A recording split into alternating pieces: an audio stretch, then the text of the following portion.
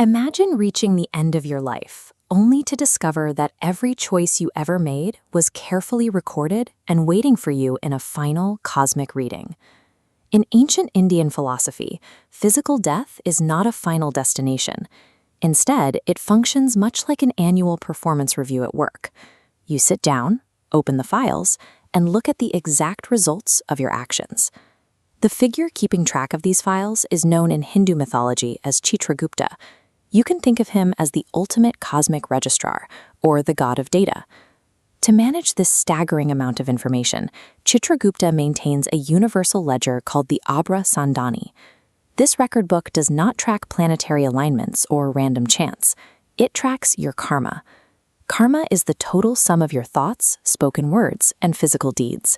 The system captures everything: a passing conversation with a stranger, a tiny favor for a friend, or a fleeting thought of anger. It is all permanently logged into the system. Every single action in your daily routine is the active, irreversible writing of your own eternal performance review. When the physical body expires, the soul does not simply fade to black. It immediately begins a transit into the next realm. Right after death, the soul encounters a boundary it must cross.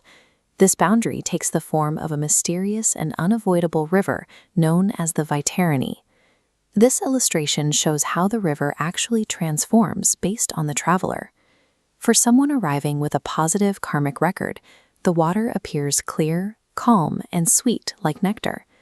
But for a traveler arriving with a heavy history of negative actions, that exact same river becomes a terrifying, treacherous hazard filled with blood and sharp obstacles. The afterlife you encounter isn't a random lottery.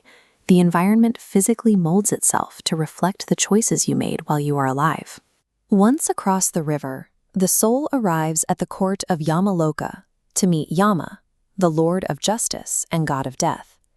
Yama is not a passionate or angry punisher. He is a strict administrator. He dispenses the law by reading the exact data Chitragupta collected. This graphic shows how the reading process works. Your lifetime of positive merits is placed on one side of the scale, and they are weighed directly against your accumulated negative demerits on the other. It is an entirely mathematical system. Excuses, apologies, and good intentions hold no weight here. Only the recorded data moves the scale. The justice delivered in this court is perfectly objective because you provided all the evidence yourself. The reading dictates your next destination. A positive balance sends you to a realm of joy called Swarga, and a negative balance sends you to a realm of penalty called Naraka.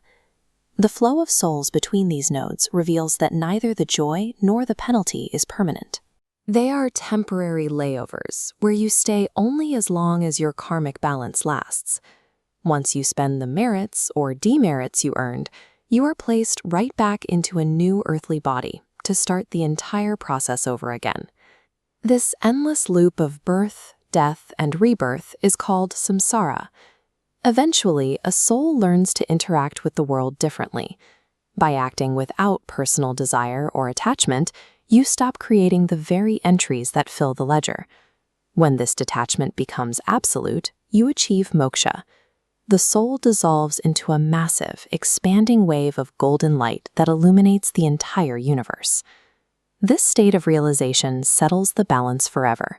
You step out of the cycle and leave the cosmic ledger behind. Your chart is being written by the actions you take right now. If you want to keep exploring the mysteries of how our world works, hit subscribe, and I'll see you in the next one.